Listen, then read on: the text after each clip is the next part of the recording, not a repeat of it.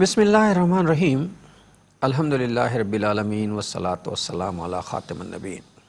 ناظرین محترم السلام علیکم ورحمۃ اللہ وبرکاتہ۔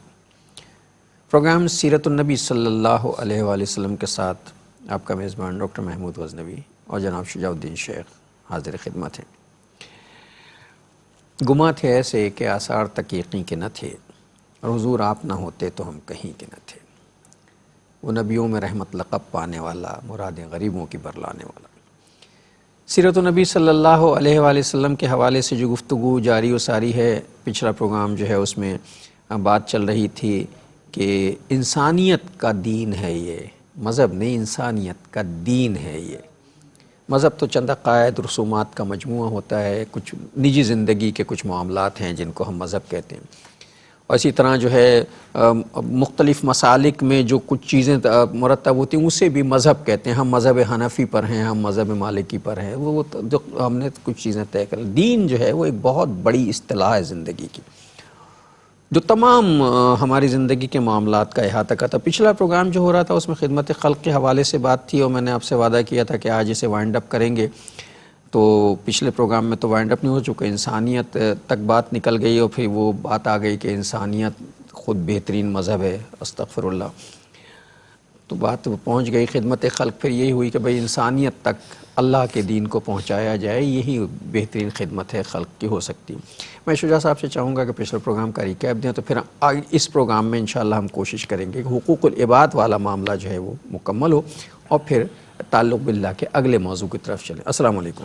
وعلیکم السلام ورحمۃ اللہ وبرکاتہ۔ الحمدللہ، آپ خیریت سے ڈاکٹر صاحب؟ اللہ کا شکر ہے۔ ہر مرتبہ جو ہے وعدہ کرتا ہوں ختم ہو جائے گا یہ موضوع، لیکن کچھ اور باتیں نکل آتی ہیں۔ جی، کوشش کریں گے انشاءاللہ آج جو ہے انشاءاللہ۔ بسم اللہ الرحمن الرحیم، اللہم صلی علی محمد وعلی آل محمد وبارک وسلم۔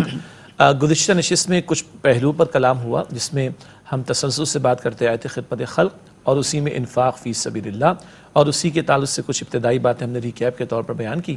پھر گفتگو یہ نکلی کہ انسانیت کی دو نوعیت کی خدمتیں ہیں، ایک ان کی دنیا کے اعتبار سے، ایک ان کی آخرت کے اعتبار سے۔ تو پھر ذکر ہے کہ اللہ کے پیارے نبی صلی اللہ علیہ وسلم نے ہمیں اس کی بھی توجہ دلائی، اور 100 سرخ اونٹوں سے بہتر ہے یہ بات کہ تمہاری وجہ سے کوئی ہدایت کی طرف آ جائے، اور تم کسی کو خیر کی دعوت دو، وہ نیک عمل کرے، اس کو اجر ملے گا، اتنا اجر تمہیں بھی عطا ہوگا۔ پھر وہ حضور کی دعا کا ذکر ہوا کہ اللہ اس بندے کو خوش و خرم رکھے، تر و تازہ رکھے۔ آپ صلی اللہ علیہ وآلہ وسلم نے فرمایا کہ جو مجھ سے کوئی بات سنے اور اسی طرح دوسروں تک وہ پہنچا دے۔ پھر بات چلی کہ آج کل ایک ٹرینڈ چلا ہوا ہے کہ جناب humanity is the best religion, انسانی سب سے بڑا مذہب ہے۔ کوئی اس کی بات کر رہا ہے، کوئی سیکولرزم کی بات کر رہا ہے۔ تو میں نے گزارش کی تھی کہ ریلیجن کے لفظ کو پہلے تو انگریزی کی ڈکشنریز میں چیک کر لیں، سیکولرزم کے لفظ کو بھی انگلش کی ڈکشنریز میں چیک کر لیں، اور انسانیت کو کہنا کہ سب سے بڑا مذہب ہے اور سیکولرزم کا دعویٰ کرنا یہ خالق کائنات جو کہ مالک اور حاکم بھی ہے اس کے بالمقابل کھڑا ہونے والی بات ہے۔ اللہ تعالیٰ نے اسلام کو دین قرار دیا، اور اللہ تعالیٰ کے جو دین قابل قبول ہے وہ فقط اسلام ہے، اور اسلام کے سوا کو دین اللہ کے قابل قبول نہیں۔ یہ بات بھی آئی سورہ مائدہ کی آیت کی روشنی میں کہ اللہ نے دین مکمل بھی فرما دی اور اس کو نعمت قرار دیا ہے۔ دین کے احکامات ہمارے لیے باعث رحمت اور نعمت ہیں، زحمت نہیں، معاذ اللہ۔ اور اسلام کو اللہ نے ہمارے لیے دین کے طور پر پسند کیا۔ تو ریلیجن، جس کو اردو میں کبھی کبھی مذہب کہہ دیتے ہیں، وہ بائی ڈیفالٹ انفرادی معاملات تک محدود ہے۔ اسلام کا معاملہ انفرادی زندگی تک محدود نہیں، وہ انفرادی، اجتماعی اور بین الاقوامی ہر طرح کے معاملات کے لیے کامل رہنمائی دیتا ہے۔ تو Islam is not just a religion, Islam is a system of life. بالکل یہ بات ہم نے کی۔ تو جب خالق کائنات کا عطا کردہ ہے تو اس سے بڑھ کر کس نظام میں یا کس قانون میں انسانیت کی بہتری ہوگی؟ تو یہ شر پسندی کے نعرے ہیں، اور اس کو ہم نے کہا تھا کہ فکری نوعیت کی دہشت گردی ہے کہ جو نسلوں کو تباہ کر دینے کی سازشیں کی جا رہی ہیں۔ پھر اللہ کے پیارے نبی صلی اللہ علیہ وسلم کا یہ ذکر بھی ہوا کہ جب ہم پڑھتے ہیں قرآن میں لَقَدْ كَانَ لَكُمْ فِي رَسُولِ اللَّهِ أُسْوَةٌ حَسَنَةٌ، تو اللہ کے پیارے نبی علیہ السلام نے صرف چند عبادات انجام دے کے ہمیں نہیں دکھایا، بلکہ زندگی کے تمام معاملات کے لیے، چاہے وہ انفرادی ہوں، اجتماعی ہوں، معیشت کے، معاشرت کے، عدالت کے، سیاست کے، ریاست کے، بین الاقوامی معاملات ہوں، حضور نے سارا عمل ہمارے سامنے پیش کیا۔ اس سارے تناظر میں ہمیں دیکھنے کی ضرورت ہے۔ پھر ایک اور بات بھی آئی تھی کہ خدمت خلق کا ایک بہت بڑا تقاضا آج یہ ہے مسلمانوں کے درمیان کہ امت امت کو جوڑنے کی کوشش کی جائے. یہ فرقہ وادیت کا معاملہ اور ایک دوسرے کی تکفیر کے معاملات اور مسجدوں کے اوپر ہم نے ٹیگ لگا دی، یہ ڈویژن کی باتیں، اس سے جان چھڑانے کی کوشش کی جائے. تو بہرحال عرض کرنے کا مطلب یہ تھا کہ صرف اچھے دار باتیں نہیں کرنی، ہمیں عملاً بھی اس کا اظہار کرنا چاہیے. اچھا یہ اس معاملے کو تو اللہ دیکھ رہا ہے نا. مطلب ہم اگر یہ اللہ معاف کرے، ہمیں اپنی حفظ و امان میں رکھے، انسان ہم بھی ہیں، غلطیاں ہم سے بھی ہوتی ہیں، ظاہر ہے ہم سے ہی غلطیاں ہوتی ہیں اور کس سے ہوتی ہوں گی، اپنی امان رکھے. لیکن اس میں اخلاص نیت ہے کہ جو کچھ کہہ رہے ہو، لما تقولون ما لا تفعلون. جی سورہ صف کی آیت نمبر 2 اور 3 ہے کہ یا ایھا الذین آمنوا لما تقولون ما لا تفعلون، اے ایمان والو کیوں وہ بات کہتے ہو جو تم کرتے نہیں ہو. کبر مقتا عند اللہ ان تقولوا ما لا تفعلون، یہ بات اللہ کو انتہائی ناراض کر دینے والی ہے کہ تم وہ کہو جو تم کرتے نہیں ہو. تو قول و فعل کا تضاد یا اس کو منافقت کہیں، اللہ تعالی ہماری اس سے حفاظت فرمائے. تو بات یہ عرض کر رہے تھے کہ پچھلے پروگرام میں یہ گفتگو بھی ہوئی کہ مسلمانوں کے درمیان میں ایک بہت بڑی خدمت خلق کیا ہے، ان کو جوڑنے کی کوشش کرنا، متفق علیہ بات پر بات کریں اور اوریجنل کی طرف جائیں. اور غیر مسلموں کے تعلق سے بھی ایک نقطہ ہماری گفتگو میں آیا تھا، ان کی خدمت خلق یہ تو ہے کہ ان کو دین اسلام کی دعوت دی جائے، البتہ دین کا صحیح تصور ان کے سامنے رکھا جائے. آج چند یا کئی مسلمانوں کے غلط طرز عمل کو دیکھ کر لوگ اسلام کے بارے میں رائے قائم کر رہے ہیں، یہ بات درست نہیں ہے. وہ 2 جملے کوٹ کیے گئے تھے، Islam is not what the Muslims do, Islam is what the Muslims are supposed to do. اسلام وہ نہیں جو مسلمان کرتے ہوئے نظر آ رہے ہیں، بہت سے مسلمان غلطی بھی کرتے ہیں نا. اسلام وہ ہے جو مسلمانوں کو کرنا چاہیے. تو صحیح دین، اللہ کی کتاب، اللہ کے پیغمبر کی تعلیم، صحابہ کرام کی زندگیاں، یہ اوریجنل دین کو پیش کیا جائے گا تو انشاءاللہ ان غیر مسلموں کو بھی ہم صحیح تصویر دین کی پیش کر کے دین کی طرح جب متوجہ کریں گے اور وہ قبول کریں گے تو یہ ان کے لیے بہت بڑی خدمت خلق ہوگی ان کے تعلق سے، اور ہمارے لیے اجر و ثواب کا بہت بڑا یہ بات بھی باعث ہوگی انشاءاللہ. ایک چیز جو شجاع صاحب کی گفتگو کے دوران ابھی میرے ذہن میں آئی، میں چاہتا ہوں کہ وہ بھی شیئر کر لی جائے آپ سے. آج کل سوشل میڈیا کا زمانہ ہے، اس میں واٹس ایپ چل رہا ہے، فیس بک چل رہا ہے وغیرہ وغیرہ، انسٹاگرام اور یہ اور وہ پتہ نہیں کیا کیا چل رہا ہے. اور اس میں ایک فلو ہے پورا جو آ رہا ہے، میسیجز آ رہے ہیں، ہم پڑھ کے سوچے بغیر دیکھے بغیر تصدیقے فارورڈ کر دیتے ہیں آگے اور سمجھتے ہیں ہم نے بڑے نیکی کا کام کیا. کچھ حدیث کے نام پر کچھ اسٹیٹمنٹ آتے ہیں جنہیں ہم حدیث کے طور پہ آگے بڑھا دیتے ہیں. جو بیچارے ان پڑھ ہیں جن کا احادیث تک ظاہر ہے، ان میں بھی شامل ہوں کہ میرا کوئی اوریجنل ماخذ تک، ظاہر ہے عربی مجھے نہیں آتی تو اوریجنل ماخذ تک تو میرا ذریعہ ہے نہیں. کوئی بات ہوتی ہے شجاع صاحب سے کنفرم کر لیتے ہیں، انہیں کوئی ضرورت ہوتی ہے کسی مفتی سے، جو فقہ کا معاملہ ہو تو کسی مفتی صاحب سے تصدیق کر لیتے ہیں، پھر آگے بڑھاتے ہیں. تو کسی بات کو آگے بڑھا دینا بغیر تصدیق کے یہ بھی کوئی اسلام کی خدمت نہیں ہے، بلکہ اسلام کے معاملات کو خراب کرنے والی بات ہے. 2 باتیں ہیں دیکھیے، اور بہت نقصان دہ خطرناک ہے. 2 احادیث ہیں. پہلی حدیث تو یہ کہ مسلم شریف کی روایت ہے، اللہ کے رسول علیہ السلام نے فرمایا کہ بندے کے جھوٹا ہونے کے لیے اتنی بات کافی ہے کہ وہ سنی سنائی بات کو بغیر تحقیق آگے بڑھاتا ہے. اور آج کل آگے بڑھانے کا رواج بہت ہو گیا ہے، اور مزید بنا ہو گیا ہے نا. مطلب آگے سے پھر لوگ، اگر تم نے نہ بڑھایا تو یہ ہو جائے گا، تم یہ کرو گے تو یہ ہو جائے گا. ہاں یہ اور بری بات ہو گئی. مطلب ہم کون ہیں کسی کے نفع نقصان کے بارے میں طے کرنے والے کہ تیرا یہ نقصان ہو جائے گا؟ ہوا بھی ہمارا کیا اختیار ہے کسی کے نفع نقصان کے بارے میں، جبکہ کل اختیار کس کا ہے؟ اللہ سبحانہ وتعالی کا. تو پہلی بات حدیث مسلم شریف میں آدمی کے جھوٹا ہونے کے لیے اتنی بات کافی ہے کہ وہ بغیر تحقیق ہر بات کو آگے فارورڈ کر دیں. تو بھائی تحقیق کر لینی چاہیے، پہلی بات. دوسری بات، آپ نے احادیث کا ذکر کیا، کوئی بھی آ رہا ہے کوٹیشن حدیث کے طور پر پیش کر دیا، حدیث کے طور پہ پتہ نہیں وہ حدیث، استغفر اللہ، رسول اللہ سے غلط بات منسوب کرنا اپنے لیے جہنم کے دروازے کھولنے کے برابر. یہی حدیث میں سنانا چاہ رہا تھا. یہ ابو داؤد شریف کی روایت ہے کہ اللہ کے پیارے پیغمبر صلی اللہ علیہ وآلہ وسلم نے ارشاد فرمایا کہ جس نے میری طرف جھوٹی بات کو منسوب کیا وہ اپنا ٹھکانہ جہنم میں بنا لے. جس نے میری طرف جھوٹی بات کو منسوب کیا وہ اپنا ٹھکانہ جہنم میں بنا لے. اور مجھے اجازت دیجیے، اب تو یہ بھی ہم دیکھ رہے ہیں، ایک کوٹ ہوتا ہے، جملہ ہوتا ہے، آگے بریکٹ میں لکھ دیتے ہیں القرآن. یہ تو اللہ کی طرف بات منسوب ہو رہی ڈائریکٹ اللہ کی، جبکہ وہ بات قرآن کریم میں نہیں ہوتی. نہ ترجمہ، تشریح تو دور، ترجمہ بھی نہیں، تشریح بھی نہیں. اور یہ بات بھی غلط ہے کہ تشریح کے لفظ کو جو ہے وہ ہم القرآن کہہ کے آگے فارورڈ کر دیں. قرآن میں تو نہیں ہے وہ بات، تو وہ بات ترجمے کے طور پر بھی قرآن میں نہیں ہوتی. ایسی سی باتیں سامنے آتی اور آگے بڑھا دو، آگے بڑھا دو، اور ہم اسے نیکی سمجھ رہے ہوتے ہیں. جی ہمارے ہاں ہم نے یہ نیکی سمجھ لی ہے یہ سوشل میڈیا کے ذریعے. پھر سوشل میڈیا اتنا غیر معتبر ہے، اتنا غیر معتبر ہے کہ پتہ نہیں میری اور شجاع صاحب کی جو تصویر اس پہ جا رہی ہے کسی تقریب میں کھانا کھاتے ہوئے یا یہ اوریجنل بھی ہے یا نہیں ہے. یہ فوٹو شاپ کا کمال ہے. یا فلاں کسی اور ہاں اپلیکیشن تو بچہ جو ماسٹر ہو گیا ہے سوشل میڈیا کے یہ جو ہے مختلف قسم کے اپلیکیشن استعمال کرنے کا، پتہ ہی نہیں کہ شجاع صاحب کے ساتھ جو ہے وہ جو تصویر لگا کے بھیجی گئی وہ اوریجنل بھی ہم نے دیکھا. لو بھائی شجاع صاحب جو ہیں یا غزنوی صاحب جو ہیں، دیکھیے صاحب کیا کر رہے ہیں وہاں ٹی وی پہ کیا کرتے ہیں اور دیکھیے یہاں کیا کر رہے ہیں. تو بھائی پہلے تصدیق کر لو یہ چیز صحیح بھی ہے.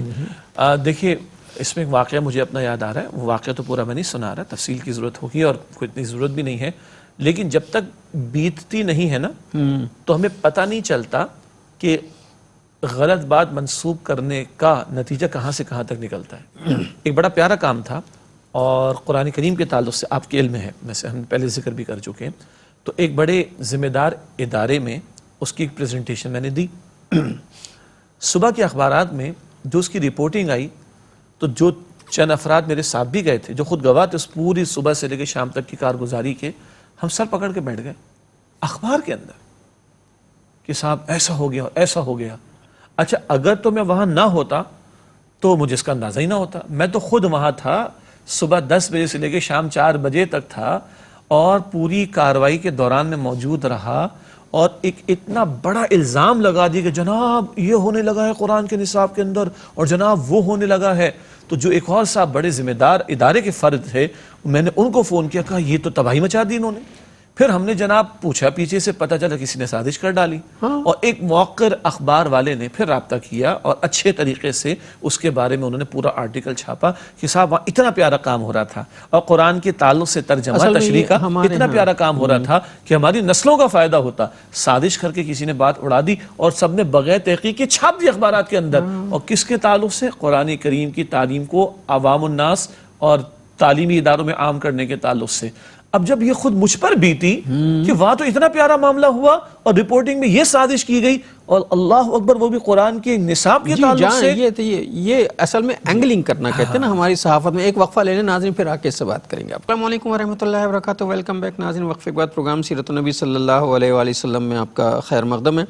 ابھی جو شجاع صاحب اپنا ایک واقعہ بتا رہے تھے، سوشل میڈیا تو خیر چھوڑ ہی دیجئے، وہ تو عام بچے کی دسترس میں ہیں، وہ تو کر سکتے ہیں یہ سب کچھ، ان میں کچھ تربیت یافتہ غیر. یہ جو ہمارا ٹریڈیشنل میڈیا ہے اس میں جو پہلے میں کی جو ایک دوڑ لگی ہوئی ہے کہ سب سے پہلے مجھے بریک کرنا ہے نیوز کو، اس میں غیر مصدقہ خبریں آ رہی ہیں، الٹی سیدھی آ رہی ہیں. پھر ہمارے ہاں صحافت میں ایک ٹرم استعمال ہوتی ہے شجاع صاحب، اسے کہتے ہیں اینگلنگ کرنا. تو یہ ہوتا ہے کہ صاحب دیکھیں یوں کر دیا گیا اور ایسے کرتے. بھائی اس سے فساد پھیلتا ہے سوسائٹی میں اور فساد پھیلانے والوں کو اللہ پسند نہیں کرتا. ان اللہ لا يحب المفسدین، اللہ فساد کرنے والوں کو پسند نہیں کرتا. اور پھر دیکھیں جھوٹ، الزام تراشی، غلط بیانی، دھوکہ دہی، کردار کشی، کتنے جرائم ایٹ اے ٹائم اس میں شامل ہو جاتے ہیں.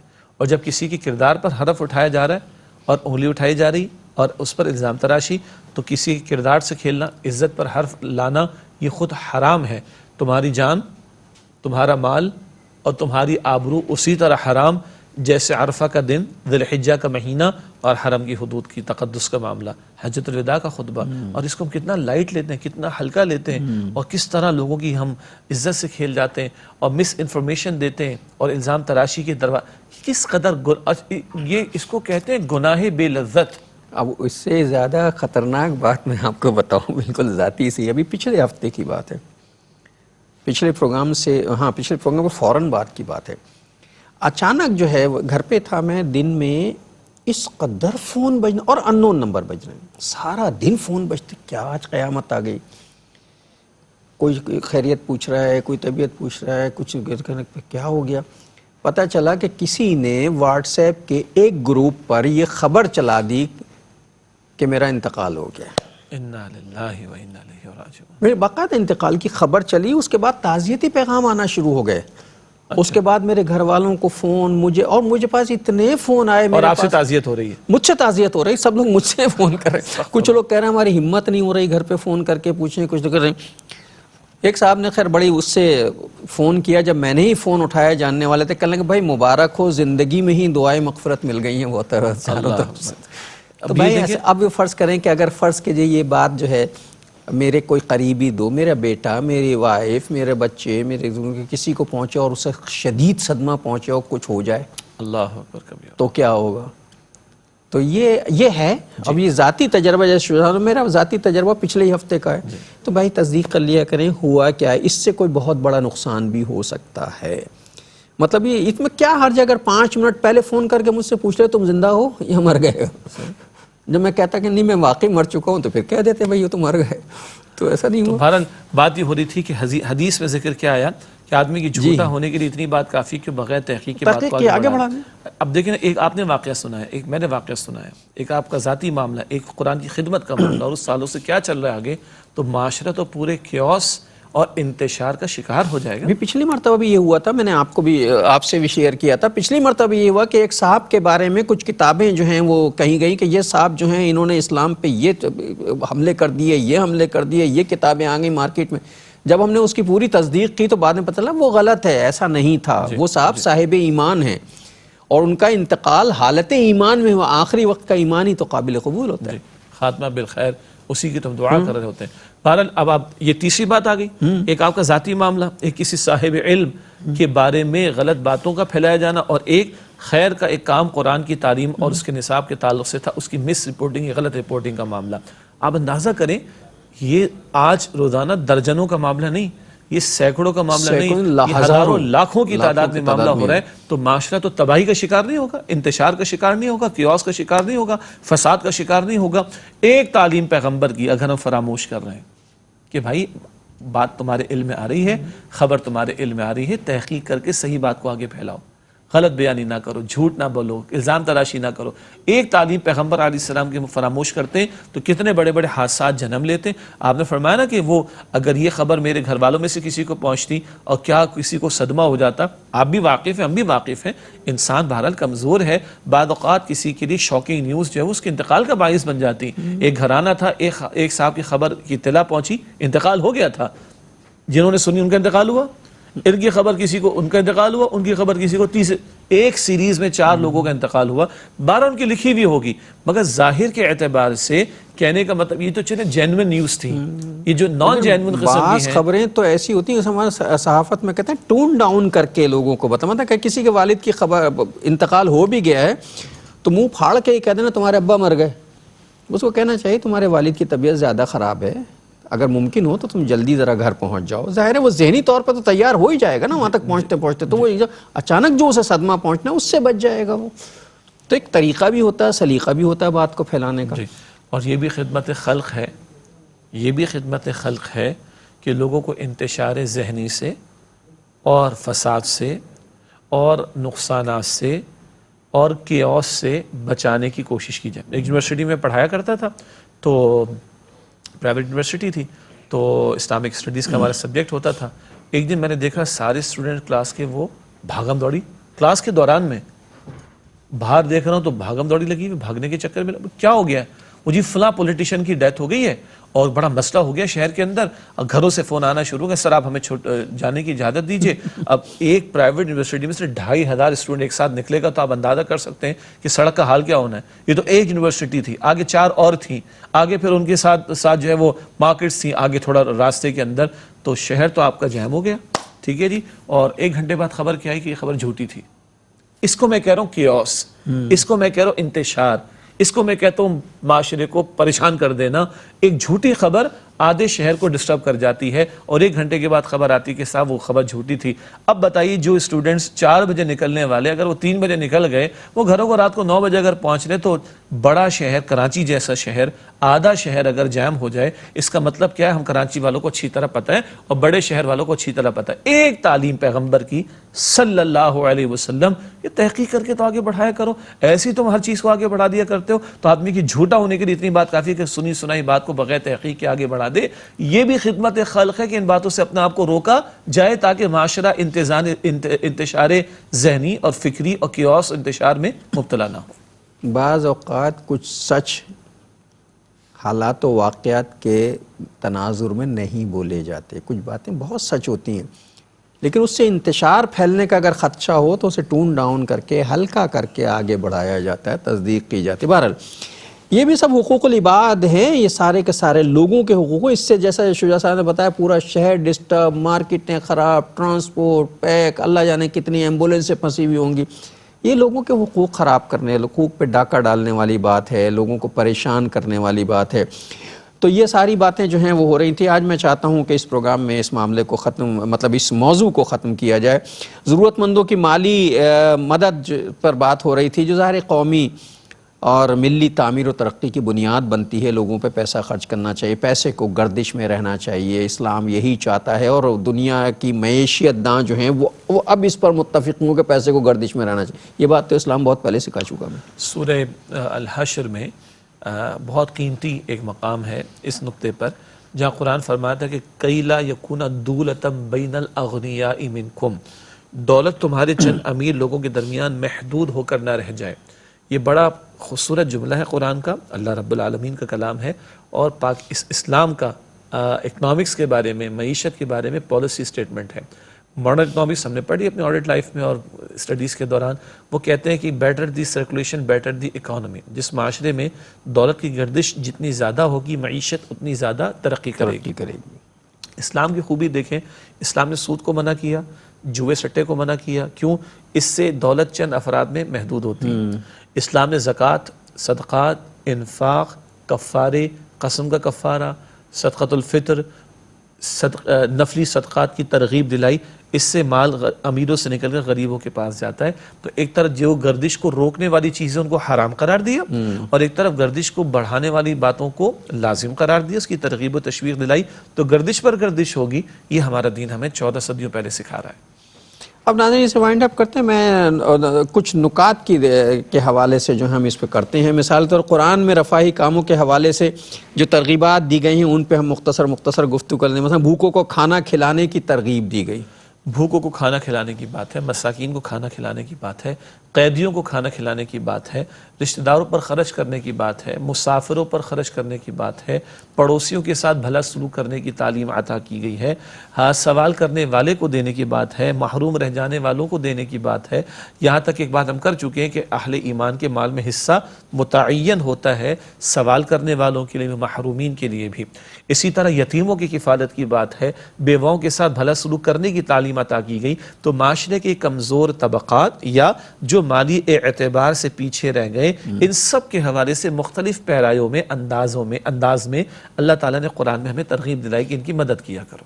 اچھا، بھوکوں کو کھانا کھلانے سے مراد یہ نہیں ہے کہ صرف وہی جو مطلب ضرورت مند ہیں اور بھوکے ہیں، جن کے پاس پیسے نہیں ہیں۔ کوئی صاحب مال آدمی بھی تو بھوکا ہو سکتا ہے۔ جی، بھوک تو سب کو لگتی ہے نا۔ بھوک تو سب کو لگتی ہے نا۔ ایک آدمی بہت لکھپتی ہے، کروڑ پتی، اس وقت اس کے پلے میں پیسے نہیں ہیں، یا پیسے بھی ہیں لیکن اس کے پاس کھانے کے اسباب اس وقت ایسے نہیں، وہ نہیں پیسہ تو نہیں کھائے گا نا بیٹھ کر، تو اسے بھی کھانا کھلایا جا سکتا ہے۔ ایسا نہیں ہے کہ ہم کیا کریں بھائی اس کو کھانا کھلانے کا کیا فائدہ ہوگا، یہ تو لکھپتی آدمی ہے۔ دیکھیں، ایک تو ہے حاجت مند، ضرورت مند، ان کو کھلانے کی بات۔ ایک وہ حدیث جو ہم نے کئی عرصے پہلے کئی مرتبہ پڑھی ہے کہ اچھا اسلام کیا ہے؟ سلام کرنا اور بھوکوں کو کھانا کھلانا۔ اب یہ جو بھوکے، ایک تو وہ ہے جو حاجت مند، ضرورت مند ہے، ان کے لیے تو ہو، لیکن بھائی آدمی کے اپنے گھر کے افراد بھی تو ہیں جن کی اس نے کفالت کرنی، تو ان کی تو کفالت کرنی، ماں باپ ہیں، بیوی بچے ہیں۔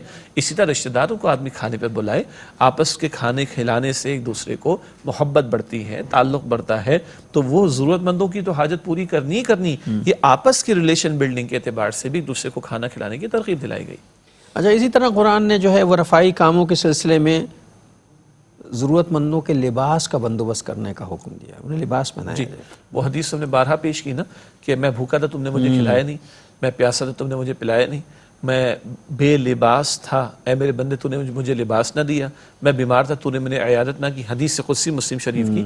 تو بندہ کہے گا اللہ سے قیامت کے دن کا معاملہ، اللہ تو اللہ رب العالمین ہے، تجھے کیا حاجت بھوک کی اور پیاس کی، لباس کی؟ اللہ فرمائے کہ تو نے فلاں کو کھلایا ہوتا، فلاں کو پلایا ہوتا، فلاں کو لباس پہنایا ہوتا اور فلاں کی عیادت کی ہوتی تو مجھے پا لیتا۔ تو ان امور پر اللہ کی رضا کا اعلان ہے، یہ صحیح مسلم میں حدیث قدسی، اس کا بھی ہم پہلے مطالعہ کر چکے ہیں۔ اچھا، پھر یہ کرنا، یہ کوئی ضروری نہیں کہ ہم کہیں کہ بھائی یار میں تمہیں کھانا کھلا رہا ہوں، میں تمہیں لباس پہنا رہا ہوں۔ بھائی کوئی استغفر اللہ، کوئی کسی کو کھانا نہیں کھلا سکتا، کسی کے بس کی بات نہیں ہے کسی کو کھانا کھلانا، اور ایک جوڑا لباس دینا یہ میرے اختیار میں نہیں ہے، میرے بس میں نہیں ہے، سوائے اس کے کہ میرا رب جو ہے وہ مجھے اس قابل نہ کر دے کہ میں کسی کو دے دوں۔ تو میں نے کیا دیا بھائی اپنے پاس سے؟ ایک وقفہ لیتے ہیں، پھر آ کے بات کرتے ہیں۔ السلام علیکم ورحمۃ اللہ وبرکاتہ. ویلکم بیک ناظرین. وقفے کے بعد پروگرام سیرت النبی صلی اللہ علیہ وآلہ وسلم میں آپ کا خیر مقدم. بات یہ ہو رہی تھی کسی کو کھانا کھلایا تو ہم نے نہیں کھلایا, اللہ نے جو دیا تھا اس میں سے اس کا حصہ تھا. اس میں رزق دینے والا تو اللہ ہے, کوئی کسی کو رزق نہیں دیتا, دینے والا اللہ ہے. اور وہ ہے نا کہ تم سب بھوکے ہو. جی جی, یہ دو تین باتیں مقامات ذہن میں آ رہے ہیں. ایک تو یہ حدیث ہے مسلم شریف کی, جس کی پیاری خوبصورت ایک بات یہ ہے کہ اس میں 10 مرتبہ اللہ نے فرمایا یا عبادی یا عبادی یا عبادی. بڑی پیاری حدیث شریف ہے, 10 مرتبہ اے میرے بندو اے میرے بندو اے میرے بندو. اس میں یہ جملہ بھی اے میرے بندو تم سارے کے سارے بھوکے ہو سوائے اس کے جس سے میں کھلاؤں, تم مجھ سے کھانا مانگو میں تمہیں کھانا عطا کروں گا. اے میرے بندو تم سارے کے سارے بے لباس ہو سوائے اس کے جس سے میں لباس عطا کروں, تم مجھ سے لباس مانگو میں تمہیں لباس عطا کروں گا. ایک بات ہو گئی. حدیث میں دعائیں کیا آتی, کھانا کھاتے ہیں تو ہم کیا پڑھتے ہیں, الحمدللہ الذی اطعمنا, شکر تعریف اللہ کے جس نے مجھے کھلایا. کھایا نہیں, نہ کھا سکتا ہوں نہ کوئی کھلا سکتا ہے, کھلایا اللہ نے. لباس پہننے کی دعا کہ اللہ الحمدللہ الذی کسانی ھذا ورزقنی من غیر حول منی ولا قوہ. شکر تعریف اللہ سبحانہ و تعالیٰ کے لیے جس نے مجھے لباس پہنایا اس نے, میری طاقت و قوت کے بغیر. اچھا, یہ جو ہم کسی کی اللہ کی توفیق سے مدد کرتے ہیں تو اس پر بھی ہم نے کلام کیا تھا. سورہ دہر میں آتا ہے نا, انما نطعمکم لوجہ اللہ لا نرید منکم جزاء ولا شکورا. ایمان والے جنت والے ان کی صفت بیان ہو رہی. کیا کہتے ہیں, ہم تمہیں اللہ کی خاطر کھلاتے ہیں, ہاں نہ تم سے کوئی شکر گزاری چاہتے ہیں نہ کوئی تم سے ہم تعریفی کلمات چاہتے ہیں, ہم تو اللہ تعالیٰ کے لیے کھلا رہے ہیں. اور سورۃ البقرہ کے جو 2 رکوعوں کا کئی مرتبہ حوالہ دیا گیا, سورۃ البقرہ رکوع نمبر 36 سے 37, انفاق کے موضوع پر بڑے قیمتی مقامات. اللہ تعالیٰ نے ارشاد فرمایا کہ لا تبطلوا صدقاتکم بالمن والاذی. دیکھو دوسروں پر احسان جتا کر اور ان کو تکلیف پہنچا کر اپنے صدقات کو ضائع نہ کرو. ہم نے تمہیں کھلایا تھا, ہم نے تمہارے باپ کو جو ہے وہ اس کے پیروں پہ کھڑا کیا تھا, تو آج تم جو ہے وہ جوان ہوئے ہو, کیوں جتا رہے ہو بھائی؟ جب اللہ کے لیے کیا تو اللہ کے قبول ہو جائے گا, اللہ کے ہاں تمہارا اجر محفوظ ہو جائے گا. تو قرآن کہتا ہے لا تبطلوا صدقاتکم بالمن والاذی, اپنے صدقات کو احسان جتا کر اور دوسروں کو ایذا پہنچا کر, کامنٹس پاس کر کے, تکلیف دے کر ضائع مت کرو. اچھا, اسی طرح قرآن نے غلاموں یتیموں پر شفقت کرنے کا حکم دیا ہے. جو غلام ہیں ان پر شفقت کرنے, یہ غلاموں سے, اب غلاموں کا زمانہ نہیں, غلام آج کل کے جو موجودہ غلام ہیں وہ ہمارے ملازمین ہیں, ہمارے ڈرائیور ہیں, ہماری ماسیاں ہیں, ہمارے سویپر ہیں, ہمارے چھوٹے چوکیدار ہیں, یہ ہمارے ملازمین ہیں, غلام تو نہیں ہے. خیر, تو ان غلاموں پہ اور یتیموں پر شفقت کا حکم دیا ہے. ظاہر ہے کہ یہ بھی خدمت خلق کا حصہ ہے. پھر ضرورت مندوں کی اگر ہم خود مدد نہیں کر سکتے تو ان کی سفارش کرنے کا حکم ہے. وہ سورہ ماعون میں بھی ذکر آتا ہے نا, ارائیت الذی یکذب بالدین فذلک الذی یدعو الیتیم ولا یحض علی طعام المسکین. کون ہے بدلے کو جھٹلانے والا, یتیم کو دھکے دیتا اور مسکین کے کھلانے کی ترغیب نہیں دلاتا. ارے خود نہیں کھلا سکتا تو کسی کو کہہ تو سکتا ہے بھائی تو اس کو کھانا کھلا دے. یہ بھوکا ہے, یہ بھوکا ہے. ہاں, یہ سورہ ماعون تو سب کو یاد ہے نا. تو یہ صورتیں صرف نماز میں گزر جانے کے لیے تھوڑی ہے, رک کر سوچنے کے لیے. کتنا بڑا پیغام ہے. کون ہے آخرت کو جھٹلانے والا, بدلے کو جھٹلانے والا, یتیم کو دھکے دینے والا اور مسکین کے کھلانے کی ترغیب نہ دلانے والا. تو خود نہیں کھلا سکتے, کسی کو ترغیب دلا دو بھائی. کوئی کام میں خود نہیں کر سکتا, کوئی مجھ سے پیسے مانگ رہا ہے, میرے پاس پیسے نہیں ہیں, مجھے کہہ دیں چاہے شوزا صاحب اگر آپ کے پاس ہیں تو آپ اس کی مدد کر دیں. یہ بھی صدقہ ہے, یہ بھی اللہ کی طرف سے خدمت خلق کے زمرے میں شمار ہوتا ہے. اور سفارش کرنے کی, لیکن وہ سی سفارش نہیں جو ہمارے ہاں پرچی والی ہوتی ہے, وہ سفارش کی بات نہیں ہے. وہ سفارش بھی صرف جائز طریقے سے ہو سکتی ہے. ایک آدمی بے روزگار پھر رہا ہے, شجاع صاحب صاحب مطلب تعلقات آدمی ہیں, میں ان سے کہوں کہ صاحب آپ کے اتنے تعلقات ہیں, یہ آدمی بے روزگار ہے, اگر اس کی اہلیت کے مطابق کہیں جاب ہے تو اس کو دلوا دیجیے. یہ سفارش تو کی جا سکتی ہے. اور قرآن میں ذکر ہے کہ جو اچھی سفارش کرے اس کے لیے یکلو کفلم منہا, اس کا بدلہ ہوگا. خیر کی سفارش ہے, اچھی سفارش ہے. اور یاد رکھیں سفارش صرف نوکری میں نہیں ہے, کسی کو نیکی کی تعلیم دینا بھی سفارش ہے. بھائی یہ کام کر لو, کسی کو اور کسی خیر کے کام کی طرف بلانا یہ بھی سفارش. تو ہمارے ذہن میں سفارش صرف نوکری تک محدود ہے, لیکن یہ نوکری تک محدود نہیں, خیر کے اور کاموں کے لیے بھی آپ ترغیب دلائیں, یہ بھی سفارش ہے. اور جو اچھی کام کی, اچھی بات کی سفارش کرے اس کو اجر ملے گا اس کا انشاءاللہ. اسی طرح جو ہے وہ مظلوموں کی مدد کرنے کا حکم دیا گیا ہے کہ جو بھی مظلوم ہیں اس کی مدد کیا. مظلوم 100 طرح کے ہو سکتے ہیں. آج کل ہمارے معاشرے میں ہر دوسرا آدمی مظلوم ہے. اب اس کی مظلوم کی ڈیفینیشن اگر کروں تو بہت لمبی ہو جائے گی. لیکن جس طرح کوئی ظلم کی چکی میں پس رہا ہو، حتیٰ کہ قرآن سورہ نساء کی آیت نمبر 75 میں کہتا ہے اللہ اکبر، صحابہ مدینہ شریف میں ہیں، کچھ مسلمان مکے میں رہ گئے. قرآن کہتا ہے وَمَا لَكُمْ أَلَّا تُقَاتِلُونَ فِي سَبِيلِ اللَّهِ، تمہیں کیا ہوا تم اللہ تعالیٰ کی راہ میں جنگ نہیں کرتے؟ جبکہ کمزور بچے، بوڑھے، عورتیں پکارتے ہیں اللہ اپنی جناب سے کوئی مددگار ہمیں بھیج دے، ہمیں ظلم و ستم سے نجات مل جائے. تو کبھی تو مسلمانوں کے ظلم و ستم پر اگر داد رسی کرنے کا موقع آئے گا تو وقت کے حکمرانوں کو قتال فی سبیل اللہ تک کا معاملہ کرنا پڑے گا. تو مظلوموں کی داد رسی گلی محلے سے لے کے مملکتوں کی سطح تک بھی ہوگی. قرآن کا حکم ہے. مسافروں کے حقوق بیان کیے گئے ہیں قرآن میں. مسافروں کے کچھ حقوق ہیں وہ بھی ادا کرنا خدمت خلق اور رفاہی کام. حتیٰ کہ زکوٰۃ کی جو 8 مدات ہیں، کہاں کہاں زکوٰۃ خرچ ہو سکتی ہے، اس میں مسافر بھی شامل ہے. کہ جو اپنے گھر میں تھا تو مالدار تھا، کہیں اور گیا تو لٹ گیا، تو اس کی مدد کرنا یہ بھی جو ہے وہ قرآن حکیم نے ترغیب دلائی. بلکہ سورہ توبہ کی آیت نمبر 60 میں دوبارہ عرض کر رہا ہوں 8 جو مصارف یہ مدات ہیں زکوٰۃ کی، ان میں ایک مسافر بھی شامل ہے جس کو زکوٰۃ دی جا سکتی ہے جبکہ وہ ضرورت مند ہو چکا ہے. مقروض پہ شفقت کرنے کا بھی حکم دیا گیا ہے. ظاہر یہ بھی خدمت، کسی کو میں نے قرض دے دیا، کوشش ہی کی جائے کہ اس سے تقاضا نہ کیا جائے، اور کیا جائے تو بہت نرمی کے ساتھ تقاضا کیا جائے. اور حدیث شریف بات ہے کہ تم ویسے خرچ کرتے تو 1 کا 10 گنا ملتا ہے. ایک روایت میں ذکر آتا ہے کہ قرض دو تو 18 گنا ملے گا. سبحان اللہ، عجیب بات ہے. قرض کا پیسہ تو واپس بھی آ جاتا ہے. اس میں حکمتیں ہیں، تفصیل کا موقع نہیں ہے. عام تم نے صدقہ دیا 1 کا 10 گنا ملے گا، قرض دیا تو 18 گنا ملے گا. حدیث شریف میں ذکر آتا ہے. تو نرمی کر دینا، اس کو تھوڑا سا موقع دے دینا، تھوڑی سی مہلت دے دینا، ایک تو یہ پہلو ہے. اور جو زکوٰۃ کی 8 مدات کا ذکر ہے اس میں مقروض کا قرض ادا کرنے کے لیے بھی اس کو زکوٰۃ دی جا سکتی ہے. اور اگر مقروض کا قرض استطاعت اتنی ہے، اللہ نے سہولت دی ہے، اگر معاف کر دے تو کیا ہی کہہ. پھر اللہ تعالیٰ بھی معاف فرمائے گا انشاءاللہ تعالیٰ. یہ ایک سرپرائز ہے. اچھا، میں نے ایک جگہ پڑھا تھا، میں آپ سے شیئر کر رہا ہوں، تصدیق کیجیے گا، کہ حضور صلی اللہ علیہ وسلم نے فرمایا کہ کوئی کسی مسلمان کو اگر سرپرائز دے گا تو اس کا بھی بڑا اجر ملے گا. مطلب کوئی ایسے خوشی کا موقع، اچانک خوشی دے دے، خوشی کا باعث بننا، تو اس کے لیے اجر و ثواب ہے. اللہ کے پیارے پیغمبر علیہ السلام نے بیان فرمایا. اور یہ بھی کیا ہے؟ خدمت خلق ہے. یہ بھی کیا ہے؟ دوسروں کی نفع رسانی. اور حدیث میں آتا ہے کہ خیر الناس من ينفع الناس، لوگوں میں سے بہتر کون ہے؟ جو لوگوں کو نفع پہنچانے والا ہو. بیواؤں کے ساتھ حسن سلوک کرنا، قرآن میں بھی اس کا تذکرہ موجود ہے. اور بیواؤں کے ساتھ سب سے بہترین حسن سلوک تو جو ہمارے آج معاشرے سے مفقود ہو گیا ہے وہ تو یہ ہے کہ ان سے نکاح کر کے ان کا سہارا بن جایا جائے.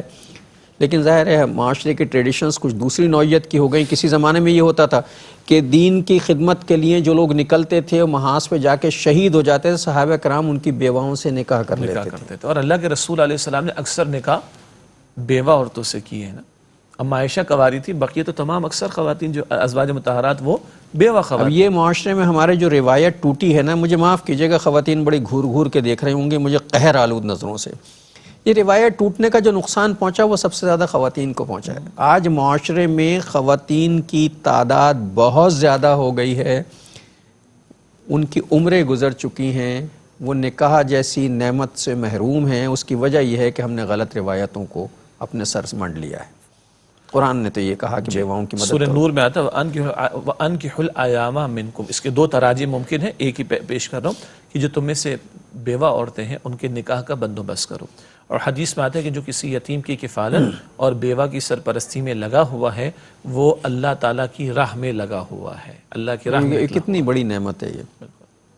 اچھا، اب چونکہ یہ صورتحال نہیں ہے، نکاح کا رواج تو ہم نے ڈالا ہی نہیں ہے اور ظاہر ہے اس کے نتائج ہم خود بھگت رہے ہیں سماج میں. لیکن کم از کم قرآن کی ہدایت کے مطابق بیوہ کی اور یتیم کی خدمت جو ہے وہ للہ رب العالمین، مطلب اس لیے نہیں کہ لوگ تعریف کریں گے ایک بیوہ کی، اس کی یتیم بچوں کی کفالت کر رہے ہیں، اس کا گھر کا سودا لا کے دے رہے ہیں، اور پھر ظاہر ہے اس کے علاوہ بھی بہت سے معاملات جو ہیں وہ لوگ اچھالیں گے. تو للہ رب العالمین خالصتاً اللہ کی رضا کے لیے بیوہ کی اور یتیموں کی خدمت جو ہے وہ اور وہ اس جیسے کا حکم قرآن نے دیا. قرآن نے تعلیم عطا کی ہے یتیموں کے بارے میں، بیواؤں کے بارے میں، اور اللہ کے رسول علیہ السلام نے ترغیب و تشویق کے انداز میں یہ بھی فرمایا، جیسے کہ میں نے حدیث پیش کی بخاری شریف میں ہے کہ یتیم کی سرپرستی کفالت کرنے والا، بیوہ کی سرپرستی کفالت کرنے والا، ان کے کام میں لگا ہوا شخص، وہ راہ خدا میں لگا ہوا، وہ فی سبیل اللہ، اللہ کی راہ میں لگا ہوا ہے.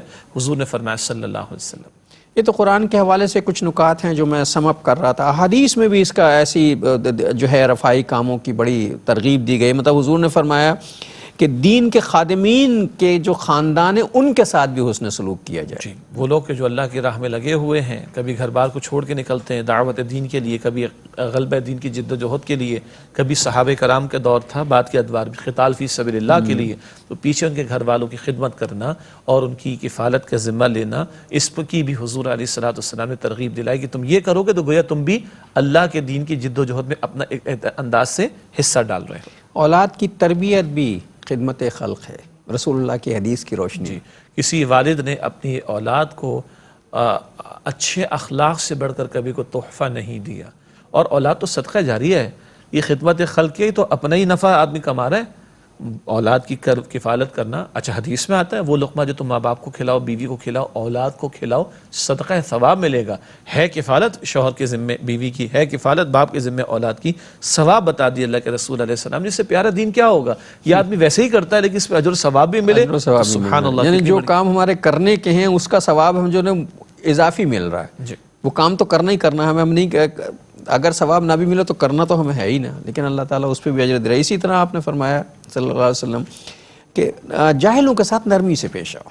جی، جو لوگ بعض سخت مزاج ہوتے ہیں، یہ سوال کرنے میں سختی کر جاتے ہیں اور کبھی جہالت پر اتر آتے ہیں، تو ان کے ساتھ نرمی کا معاملہ کیا جائے. بدو آتے تھے حضور کے پاس صلی اللہ علیہ وسلم، تو ان کو زیادہ ادب معلوم نہیں ہوتا تھا، بڑا سخت مزاجی کا ان کا معاملہ تھا. حضور نرمی فرماتے ہیں. جس میں سورہ حجرات کا واقعہ بھی ہے، جی، جس پہ سورہ حجرات کا نزول ہوا. جی جی جی، وہ کچھ بدو آ گئے ہیں اور افراد ہیں، اور ایسے وقت میں ہے کہ جب حضور کا دوپہر کا آرام کرنے کا موقع تھا اور انہیں آگے پکارنا شروع کر دیا، تو اللہ تعالیٰ نے متوجہ کیا کہ بھائی ان کے آرام کا تو خیال رکھتے تم صلی اللہ علیہ وآلہ وسلم.